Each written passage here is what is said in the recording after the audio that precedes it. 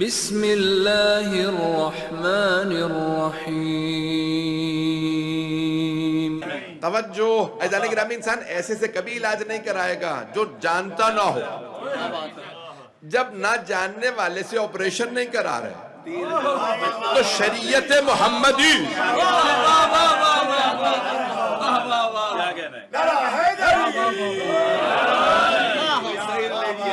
جو خود کہہ رہے ہیں ہم نہیں جانتے، جو خود کہہ رہے ہیں ہمیں پتہ نہیں ہے، ایسوں سے شریعت محمدی کو کیوں لے سکتے ہیں جو علم نہیں رکھتے۔ اور اچھا ایک مرتبہ ہوتا ہے، ایک میرے جملے کو سن لیجئے گا، میں دیکھیں اشاروں میں بہت سی باتیں کہوں گا، ریکارڈنگ ہو رہی ہے، اس کو پہنچ جائیے گا، میں جملے پیش کر رہا ہوں۔ عزیزان گرامی، ایک مرتبہ ہوتا ہے نا کہ بھئی کوئی کہہ رہا کہ نہیں میں جانتا ہوں، اور ایک مرتبہ کوئی خود ہی کہے میں نہیں جانتا، میں تمہارے ہی جیسا ہوں۔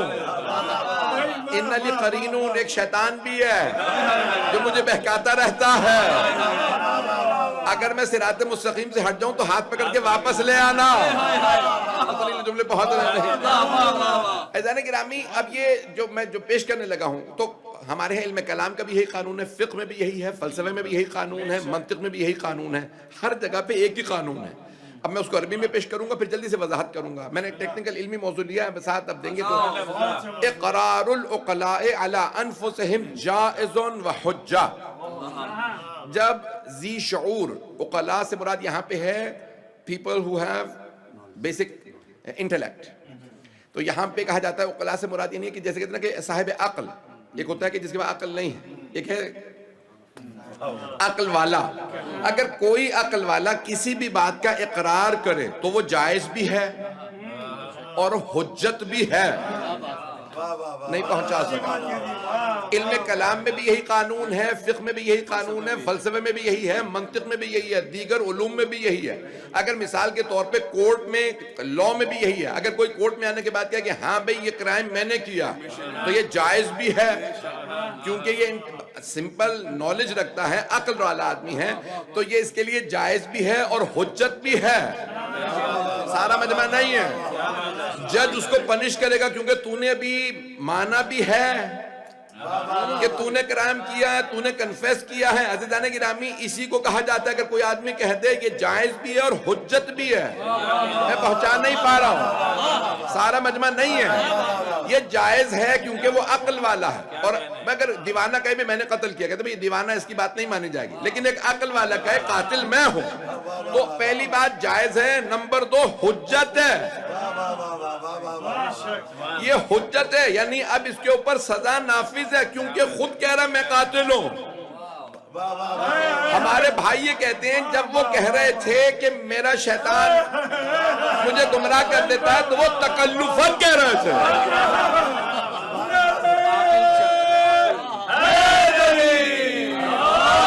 میرے جملے پہنچ گئے؟ عزیزان گرامی، وہ یہ کہتے ہیں بھائی وہ تکلفاً کہہ رہے تھے۔ تکلفاً سمجھتے ہیں؟ وہ دل سے نہیں کہہ رہے تھے، وہ تواضع کر رہے تھے۔ بھئی جائز بھی ہے، حجت بھی ہے، اس کا مطلب ہے شیطان تھا صاحب۔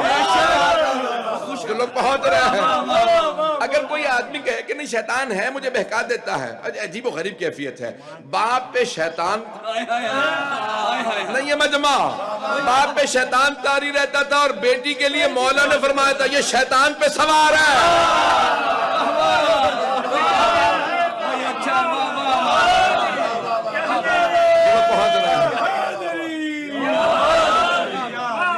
میرے جملے پہنچ گئے جانے کے، میں نے دیکھے کہ علمی موضوع لے لیے، بہت میرا ساتھ دیجئے گا، میں مجھے نہیں معلوم میں کیسے پیش کروں۔ عزیزان گرامی، یہ جتنے پہلوؤں سے دیکھتے چلے جائیں گے، علم والوں کی پہچان الگ ہوگی، جہالت والے الگ۔ عزیزان گرامی، یہاں تک کہ بڑے بڑے افراد کہہ گئے کہ اگر شریعت کا کوئی معاملہ ہو تو پھر علی کے بغیر گزارا نہیں، یہ نہ ہو تو ہم ہلاک ہو جائیں۔ عزیزان گرامی، اب میں جملے کو پیش کر رہا ہوں تو علم والے یہ تھے۔ عزیزان گرامی، قرآن کریم کہہ رہا ہے فَاسْأَلُوا أَهْلَ الذِّكْرِ إِن كُنتُمْ لَا تَعْلَمُونَ۔ اگر تم علم نہیں رکھتے تو پھر اہل ذکر سے سوال کر لو۔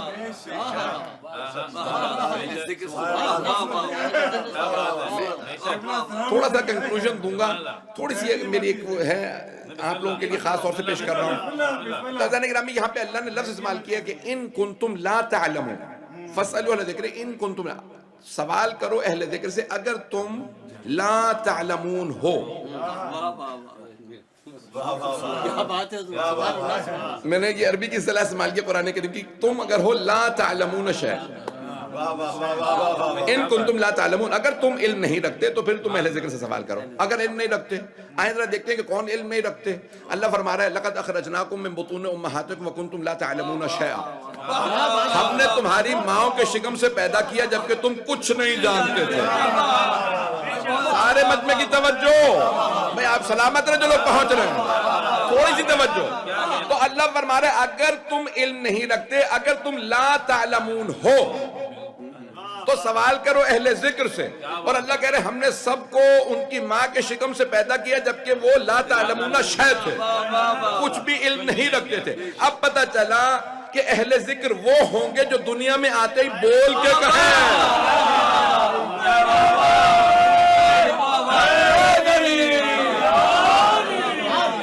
میرے جملے پہنچ رہے ہیں،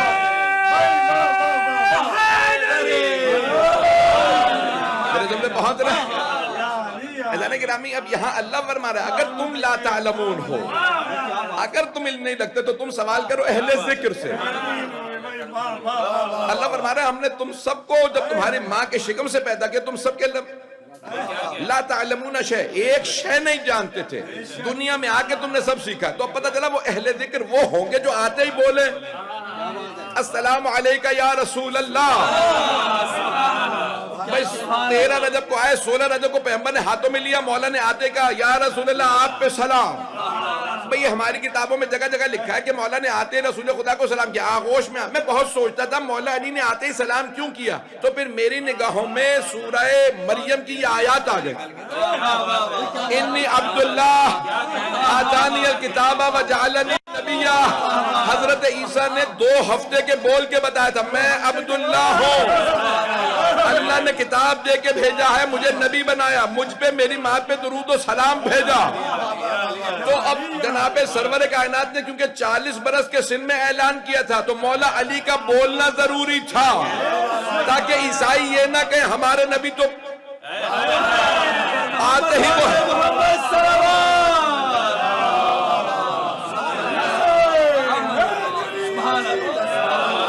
ہمارے نبی آتے ہی بولے تھے، تمہارے نبی نے اعلان کیا 40 برس کے سن میں. تو عیسائی قیامت تک ہمیں تانے دیتے رہتے تمہارے نبی نے 40 برس کے سن میں اعلان کیا، ہمارے نبی 2 ہفتے 16 دن کے تھے. جب توجہ 14 یا 16 دن کے تھے کہا انی عبداللہ آتانی الکتاب وجعلنی نبیہ. عزیزان گرامی مولا علی نے بول کے بتا دیا. جب وسیع ایسا ہو سوچا نبی کیسے.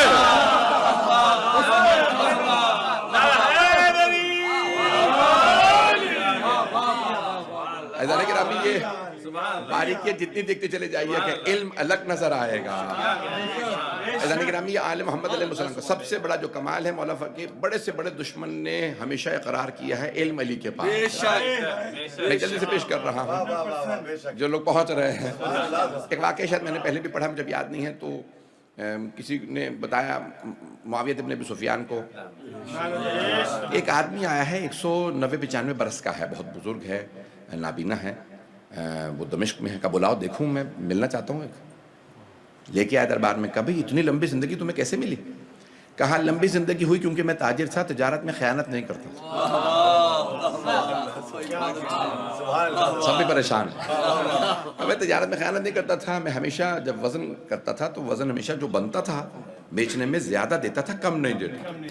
تو زیادہ دینے کی وجہ سے اللہ نے میری زندگی کو اتنا لمبا کیا، میں یہ سمجھا. تو اس نے کہا کہ ٹھیک ہے اچھا یہ تو تجارت کے لیے کہاں کہاں گئے. کہا میں پوری دنیا میں نے سفر کیا جہاں جہاں جاتا تھا. کہا کبھی مکے بھی گئے.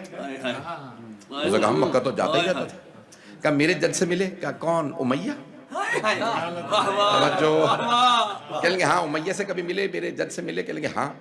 کہیں کیسے تھے. کہیں گے بدصورت تھے، بد کردار تھے، بخیل تھے، بزدل تھے. اس نے کہا بس کر، میرے دربار میں میری عزت کی برائیاں کر رہا ہے.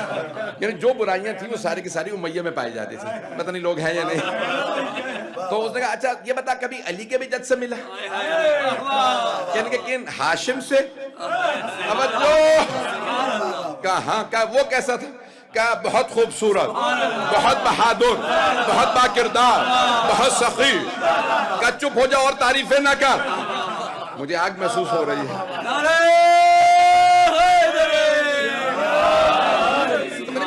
پہنچ رہے ہیں نہیں پہنچ رہے؟ فیضان گرامی اس نے کہا کہ بھئی ٹھیک ہے بھئی میں زیادہ نہیں سننا چاہتا، بس اب یہاں علی کے جد کی میرے یہاں تعریف نہ کر جاتا.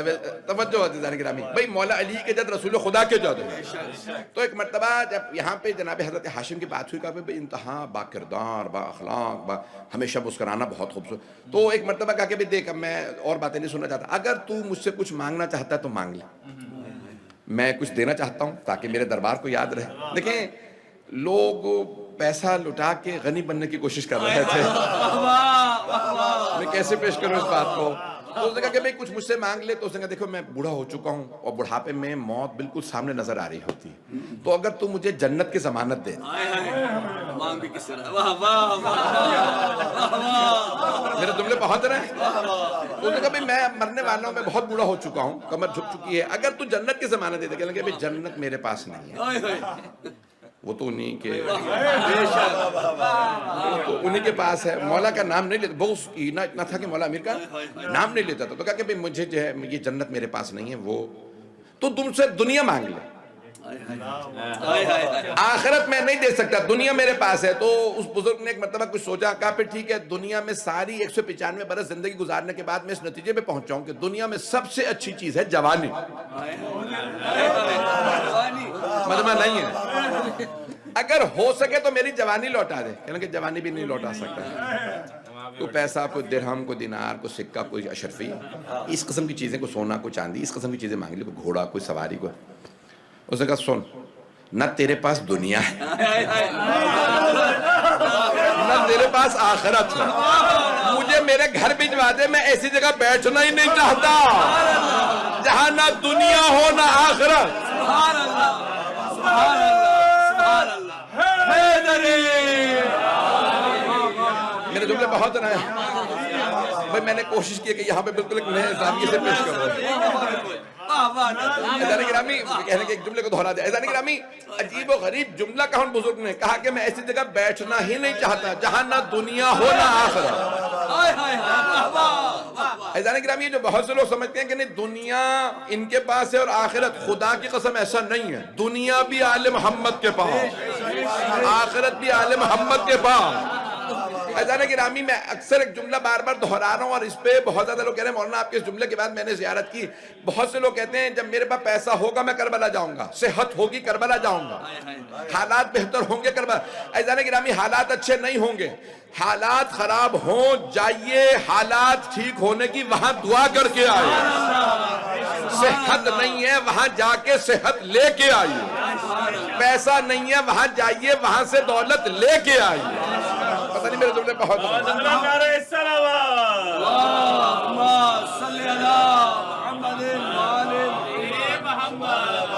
توجہ فرما رہے ہیں. ایزان گرامی آج یہ بہت سے لوگ کہتے ہیں بھئی کربلا کے ہیں. یہ ایزان گرامی یہ حج کی شرائط میں سے، میرے جملے کو دوبارہ سن لیجئے غور سے، کہ وَلِلَّهِ عَلَى النَّاسِ حِجُّ الْبَيْتِ مَنِ اسْتَطَاعَ إِلَيْهِ سَبِيلًا. قرآن کریم کی آیت ہے، اللہ کے گھر کا حج واجب ہے ان لوگوں پہ جن کے پاس استطاعت ہے. یعنی حج کے لیے اگر مالی دولت اور یہ سب چیزیں یعنی مال و دولت ہو تو حج واجب ہے، لیکن کربلا کے لیے شرط نہیں ہے. اگر قرضہ لے کے حج پہ جائیں تو حج قبول نہیں، لیکن قرضہ لے کے زیارت پہ جائیں تو زیارت قبول ہے. میرے جملے پہنچ رہے ہیں نہیں پہنچ رہے ہیں؟ ایزان گرامی کربلا کا نظام الگ ہے. میرے جملے پہنچ گئے ہیں؟ ایزان گرامی اب یہ دیکھیں میں دوبارہ پیش کروں گا کہ یہ شریعت محمدی کو محمد و آل محمد سے لیجیے، ایسا نہ ہو کہ ان کو دشمنوں سے لیں وہ کچھ اور ہی سمجھا دیں. میرے جملے پہنچ رہے ہیں؟ جناب سید الشہداء بلند تر صلوات.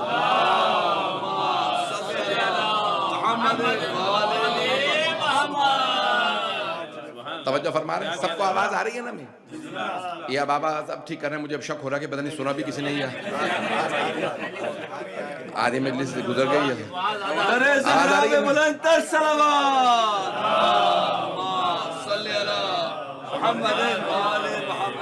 دیکھیں جو پڑھتے ہیں نا، جیسے ہمارے برادران پڑھتے ہیں مرثیہ وغیرہ، ان کے لیے ایکو ٹھیک رہتا ہے، جو یعنی اچھی آواز میں پڑھتے. میری ہے رفتار تیز تو مجھے ایکو سوٹ ہی نہیں کرتا، میں پاکستان میں بھی ایکو بند کروا دیتا ہوں.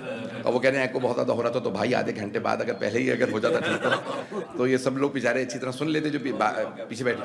تو عزیزان گرامی یاد رکھیے گا کہ علم امیر المؤمنین مرکز ہے. میں ایک حدیث کو مکمل کر رہا ہوں کہ آپ نے, میں نے رات ایک جملہ کہا تھا کہ بہت سی حدیث ہمارے ممبر سے بھی آدھی سنائی جا رہی ہیں, برادران آدھی سناتے ہیں, ہمارے ہم بھی آدھی سنانے لگے. میں نے رات ایک مثال دی تھی وہاں پہ اور دوسری مثال یہاں پہ پیش کر رہا ہوں, وہ نہیں دہراؤں گا جو میں نے وہاں پہ پڑھا تھا. عزیزان گرامی حدیث نبوی انا مدینۃ العلم وعلی بابہ, یہ حدیث عادی ہے, یہاں تک حدیث عادی ہے. توجہ, میں علم کا شہر ہوں, علی اس کا دروازہ. فمن اراد العلم فلیأت الباب, جسے علم چاہیے وہ دروازے پہ آ جائے.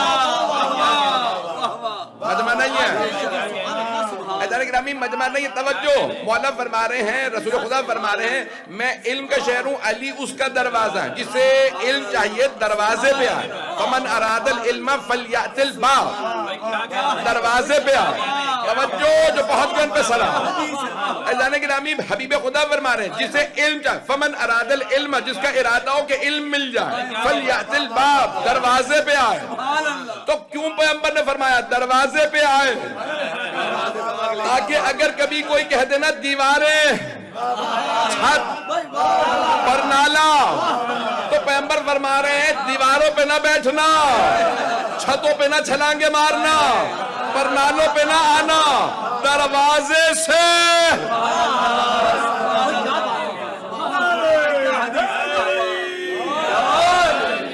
اگر میرے جملے پہنچ جائیں, فمن اراد العلم فلیأت الباب, جسے علم چاہیے وہ در پہ آ جائے.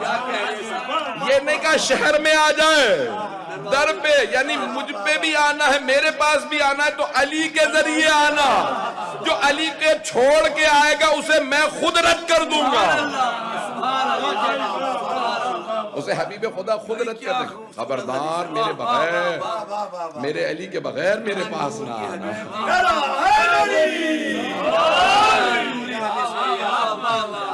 میں نے کہا تھا گھر کی مجلس ہے, اس لیے میں یہاں پہ لبرٹی لے رہا ہوں کہ میں بالکل اپنی آزادی کے ساتھ جو اپنے دل چاہ رہا تھا, میں نے خود ہی کہا. میں نے کئی مرتبہ میں نے پوچھا ہمارے بھائی منظر بھائی سے, میں نے کہا کیا موضوع بھی مولانا جو آپ کا دل کرے.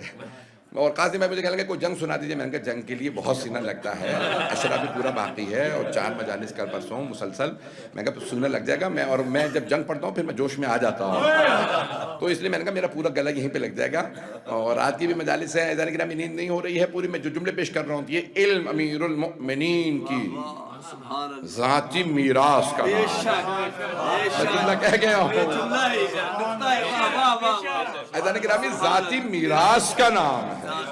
عزیزان گرامی اور میراث کا جو وارث ہوتا ہے, نہیں مجمع نہیں ہے اس وقت میرے ساتھ, میں اس جملے کو پہنچا رہا ہوں. عزیزان گرامی یہ جو جگہ جگہ, میں اس کو اپنے انداز سے پیش کروں گا. عزیزان گرامی مثال کے طور پہ میں کہتا ہوں کہ یہ فون میرا ہے, یہ انگوٹھی میری ہے. چلیں یہ سب سے آسان مثال ہے. میں بات پہنچانا چاہ رہا تھا, مجھے مثال دینے کے لیے نوجوانوں اور بچوں کو پہنچانے کے لیے مثال دینی پڑتی ہے. میں مجلس میں بھی مسلسل مثالیں پیش کر رہا ہوں تاکہ بات پہنچ جائے. کوئی ٹیکنیکل علمی فلسفے کی کوئی بھی بحث ہو, سادہ مثال دو.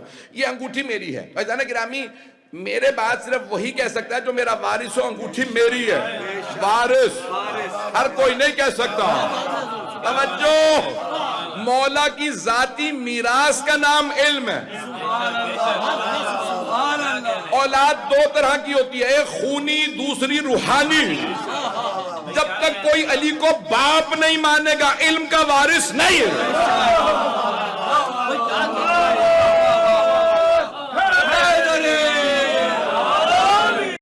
کوئی کلیم نہیں ڈال سکتا. مولا کی ذاتی میراث کا نام علم ہے. کوئی کلیم ہی نہیں کر سکتا میرے پاس علم ہے, مجھے علم. توجہ, کوئی کلیم نہیں ڈال سکتا. بھئی 2 طرح کی اولادیں ہوتی ہیں, روحانی اور خونی. توجہ, خونی اولاد جو جناب امیر کا جن میں خون دوڑ رہا, دوسرے روحانی جو کہ میں شاگرد ہوں. سلمان کو حق ہے, ابو ذر کو حق ہے, مالک اشتر کو حق ہے, میثم تمار کو حق ہے, قمبر کو حق ہے. جو اولاد نہ ہو کے بھی اولاد جیسے ہیں, روحانی اولاد. عزیزان گرامی یہ علم کسی کے پاس نہیں ہے سوائے اس گھرانے، یہ جو چھٹے امام علیہ السلام کی کہ جو اس گھر کے علاوہ تمہیں ملے سمجھ لو وہ علم نہیں ہے، اور جو یہاں سے ملے وہی علم۔ پتہ نہیں میرے جملے پہنچ رہے ہیں نہیں؟ عزیزان گرامی جو باریکیاں علم سے متعلق ہیں وہ صرف اور صرف امیر المومنین بتائیں۔ مولا کا جملہ ہا ہونا، مولا نے سینے پہ ہاتھ مارا کہ ہا ہونا علم جمع، علم میرے سینے میں جمع ہے۔ مولا نے سینے پہ ہاتھ مار کے فرمایا ہا ہونا علم جمع، یہاں پہ علم جمع ہے۔ میں نے دیکھا کہ کسے علم دوں تو کہا کہ کوئی اہل ہی نہیں ملا،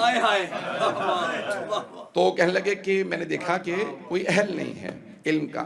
اچھا کچھ لوگوں کے اندر صلاحیت دیکھی، تقوی نہیں تھی، پتہ نہیں لوگ پہنچے ہیں، کچھ تیز تھے، ترار تھے، شاطر تھے، اب یہ لفظ اسے اور تو کھل کر نہیں پڑھ سکتا، تو کہا انہیں میں نے خود علم نہیں دیا کیونکہ یہ غلط استعمال کریں گے، پتہ نہیں لوگ پہنچ رہے ہیں نہیں پہنچ رہے ہیں، کہا یہ غلط استعمال کریں گے اس لیے میں نے علم نہیں دیا، اور کہا کہ کچھ لوگوں کے پاس تقوی تھا صلاحیت نہیں تھی،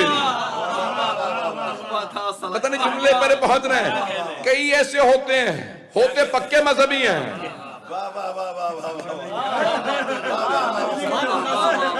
پتہ نہیں لوگ پہنچ رہے ہیں نہیں پہنچ رہے۔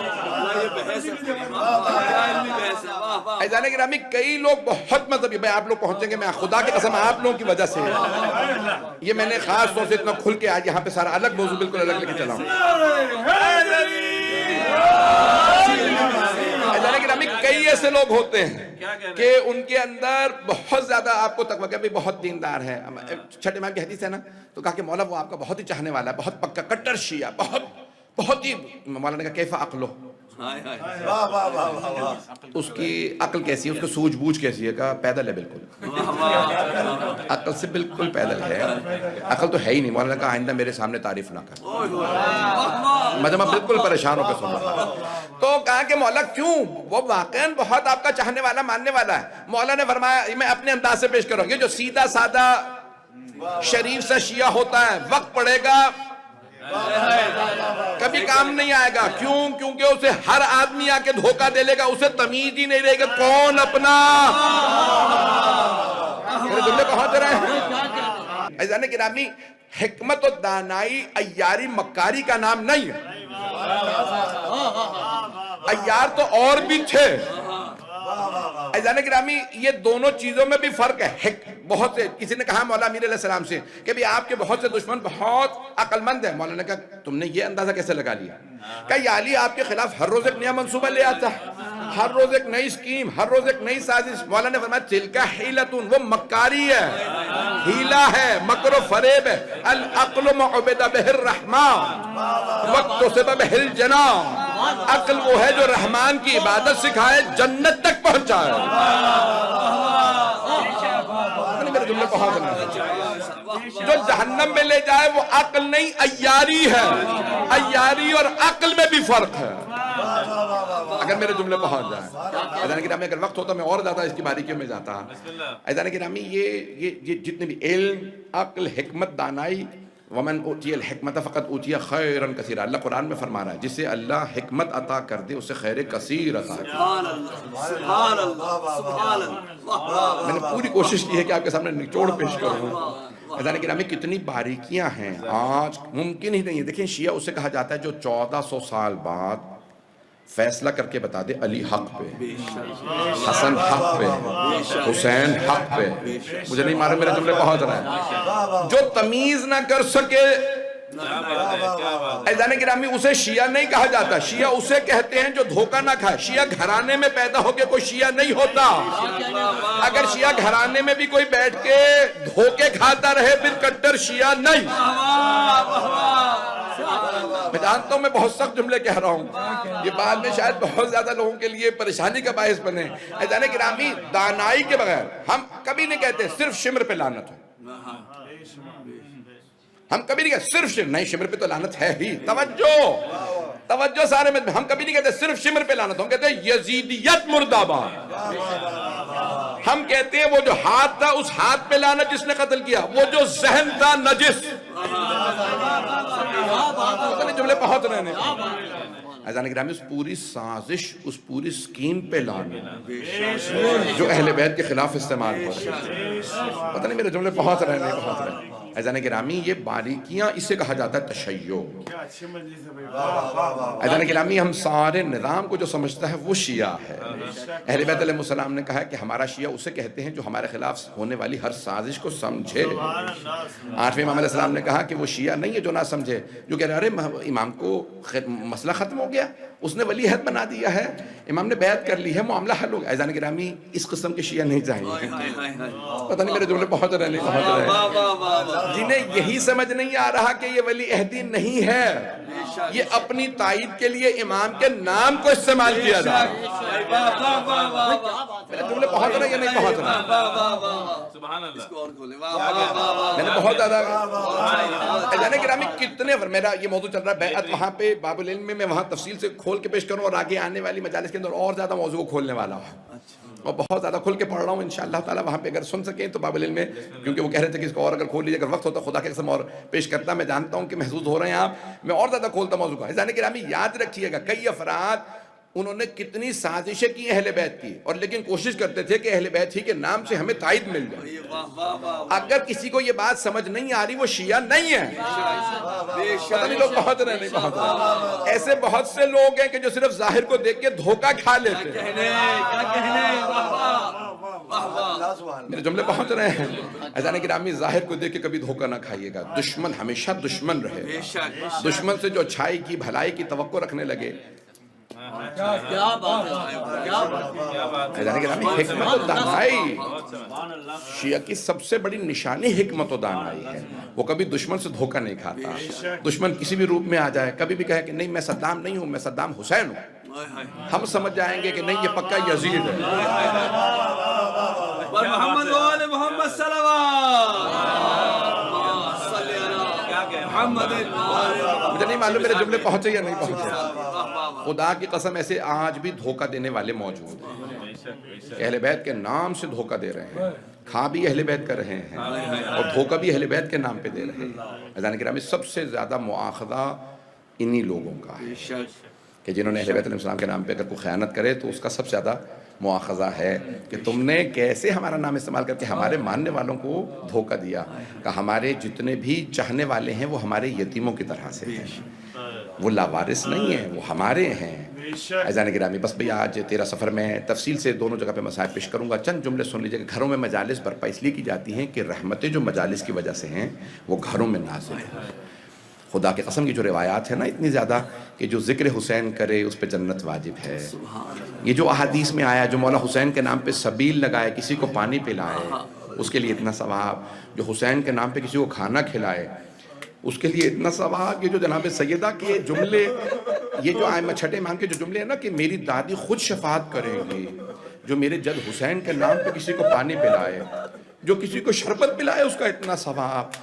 خدا کی قسم روایات میں ہے جو گریہ کرے اس کا اتنا ثواب، اسے اتنے حج کا ثواب ملے گا جو مولا حسین کے نام گریہ کرے. یہ جو چھوٹی چھوٹی باتوں پہ آپ لوگوں کو خود اپنی قدر کا احساس نہیں.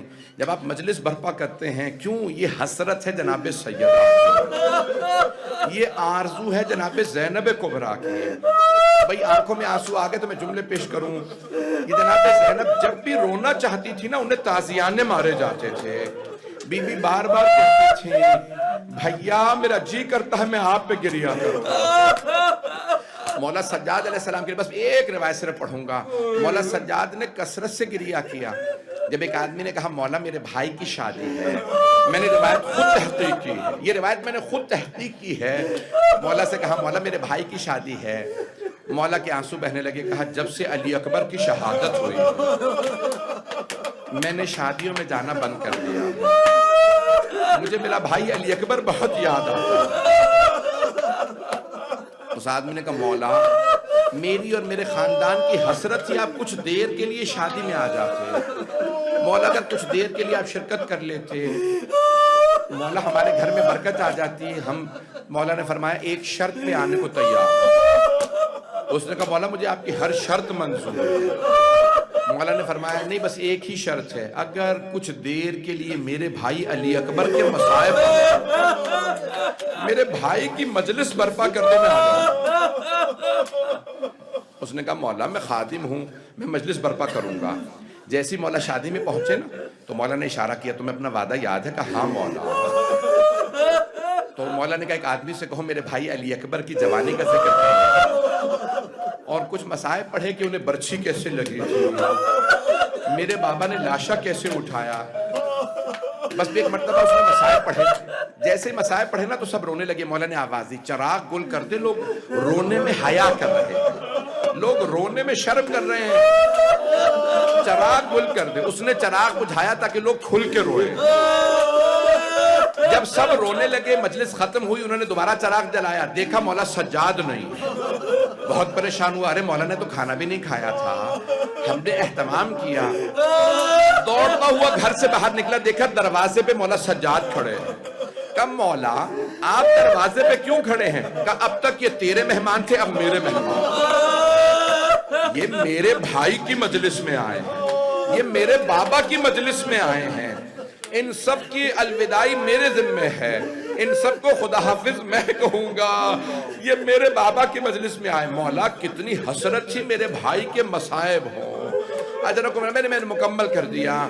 آپ جانتے ہیں نا جناب لیلا 6 مہینے رہائی کے بعد زندہ رہی، صرف 6 مہینے زندہ رہی۔